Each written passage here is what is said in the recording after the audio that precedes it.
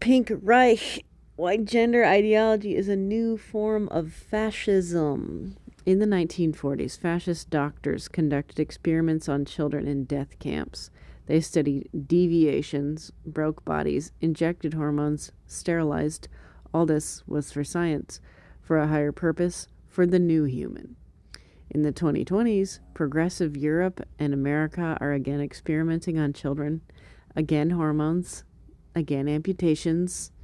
Again, the new human. But now all this is presented not as a crime, but as care, not as violence, but as freedom. However, freedom from oneself. You don't support it? You're a fascist.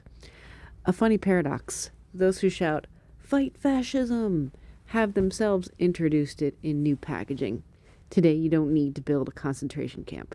It's enough to impose a new language, destroy a child's identity, and force society to silently swallow it.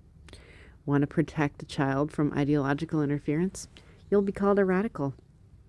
Stand up against castrating 13-year-olds? Congratulations, you're a transphobe. And don't dare say, "I have a different opinion. Freedom of speech is not for you. It's only for the chosen ones." What is fascism? Fascism is not just about armies, parades, and uniformed dictators. It is an ideology of coercion that tries to control not only actions, but also thoughts. It is a system of thought that, 1. Forces everyone to think the same way. In fascism, you cannot have your own opinion. Everyone has to believe the same thing, otherwise they face punishment, harassment, silent isolation, or open repression. 2. It proclaims its ideology to be the only right one. The ideology of fascism does not tolerate doubt. If you object, you will be called an enemy of society, a hater, a traitor. 3. It changes language to change reality. Words no longer mean what they used to mean. Fascism distorts language. It replaces truth with illusion, morality with an order, and truth with a censored stamp. 4. It imposes a collective truth, replacing personal conscience. Fascism does not ask what you think. It says you must be silent or repeat after everyone else. Personal conscience is considered a threat.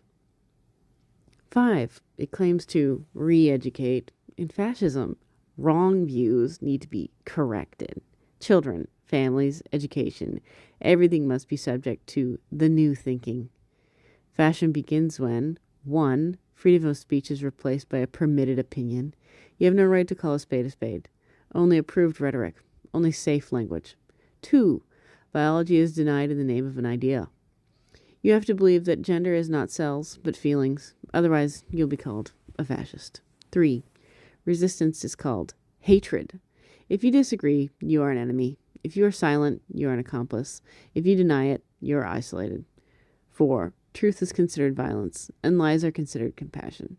Society is being turned upside down. Reality is forbidden. Fantasy is mandatory. 5. The individual no longer matters. Personal conscience, faith, experience, everything is devalued. Only collective loyalty to the new dogma remains. Therefore, fascism is not just the past. It is any system that requires you to abandon the truth for the sake of loyalty. Today, under a rainbow flag. Tomorrow, under any other flag. Children have become a battlefield. Just a few years ago, an adult's main concern was to preserve a child's health, physical and mental. Now, support identity. If a 12-year-old girl suddenly declares she's a boy, don't dare doubt. Don't dare refer to a psychologist. Don't dare suggest waiting, because you'll lose parental rights. We've reached a point where parents are the last line of defense, and gender activists are the new Mengele. The same experiments, only now with government and LGBT organization approval. Coercion under the guise of tolerance. Tolerance is respected for diversity, they say, but in practice it looks like a monoculture of fear. If you disagree, you'll be canceled. If you don't support, you're dangerous. There is no longer freedom. This is dictate. If you're forced to applaud what you consider evil, this isn't tolerance. This is political prostitution. You have every right not to support. Full right to say no. Full right to protect your children. History repeats itself as farce.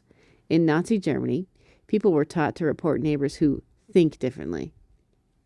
Today, Children are taught to report parents who don't support gender. Then, children were kidnapped for the wrong race. Now, for the family's wrong views. Then, they killed the soul to create a pure nation. Now, they cut off breasts to create true identity.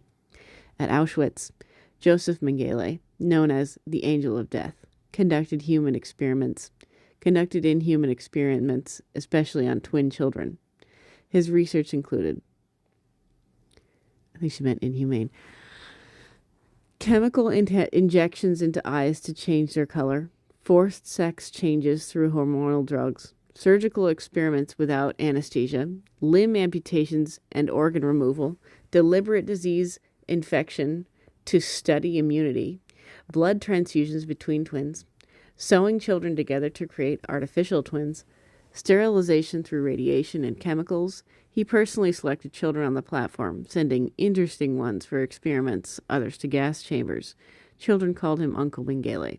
He brought them candy before torture. Today's parallels are horrifying. Then forced twins to endure experiments for science.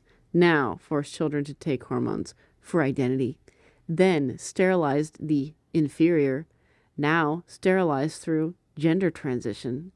Then experimented with hormones for racial improvement. Now experiment with hormones for gender expression. Then state-approved medical torture. Now state funds gender-affirming surgeries. Methods have changed. Rhetoric has been beautified, but the essence remains. Experiments on children in the name of ideology. In the 1920s, Bolshevik authorities tried to construct a new Soviet person by methodically destroying the family institution and traditional values.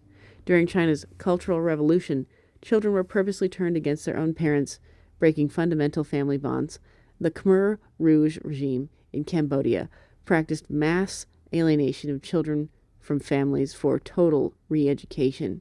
Jesuit missionaries in colonial America and the Australian government, with its notorious stolen generations policy, all acted under the cover of high ideals and greater good. Modern statistics are strikingly unprecedented. Over the last 5 years, the number of children identified as trans persons has increased by a staggering 4,000%. It's alarming that every third person who underwent transition later expresses deep regret about their decision. I think it's higher than that. We just can't count it. It's scientifically proven that hormone therapy causes irreversible changes in brain development. Particularly telling is the fact that 90% of children diagnosed with gender dysphoria naturally accept their biological sex after completing puberty, provided there's no external intervention. The pharmaceutical industry receives enormous profits from selling transition medications. Scientific research showing negative consequences of such interventions is systemically silenced or marginalized. Scientists who dare express professional doubts face professional discrimination and dismissal. Parents who resist experiments on their own children risk losing parental rights. Technologies for manipulating public consciousness are perfected. First, society is forced to respect personal choice, then to silence negative consequences, and finally to approve systematic destruction of children's fates. The most alarming aspect is unprecedented censorship of medical information. Medical workers are forbidden to openly discuss irreversibility of physiological changes in the body, complete loss of reproductive potential, significantly increased cancer risks, systemic bone structure disorders, increased likelihood of cardiovascular pathologies, irreversible hormone disorders, psychological and psychiatric complications. Modern gender ideology isn't about protecting rights or personal freedom. It's a complex system of control and monetization. It's a powerful industry purposefully creating lifelong dependent patients forced to constantly take expensive medications. The special cynicism lies in justifying all these actions with concern for children's well-being. Nazi doctors used similar rhetoric to justify their experiments. The same arguments were used by all who systematically destroyed children's fates throughout human history. Society has an inalienable right to protect its children. We have the right to openly say no to dangerous experiments. We must oppose ideology that contradicts scientific facts, common sense, and basic principles of humanity. Freedom is the right to disagree. I'm not obligated to support gender ideology. I'm not obligated to respect those who mutilate children, and especially, I'm not obligated to stay silent. If you're uncomfortable, that's your problem, not mine, because unlike you, I didn't come to break other people's children and tell families how to live. Finale. If we don't stop this process now, our children risk becoming another lost generation, a generation sacrificed on the altar of pseudo-progress and corporate interests. Protecting children from unjustified medical interventions isn't intolerance or transphobia. It's a moral imperative and duty of every thinking person who cares about future generations. A human is not a social construct, but a living being with a body, psyche, and the right to be protected. Gender ideology isn't freedom. It's a cult. It's dictate. It's fascism with a rainbow flag. And if we don't protect children today, tomorrow will be too late. Freedom is not the silence before the storm. It is a voice. It's intelligent, firm, without hysteria, without fear, and without the obligation to support something that is contrary to dignity. Because in the end, it's not just about children. It's about the future of society. It's about whether it will be built on truth, love, and reason, or on fear, manipulation, and total substitution of concepts. Fascism does not always come in boots. It sometimes comes in the colors of the rainbow and calls itself progress.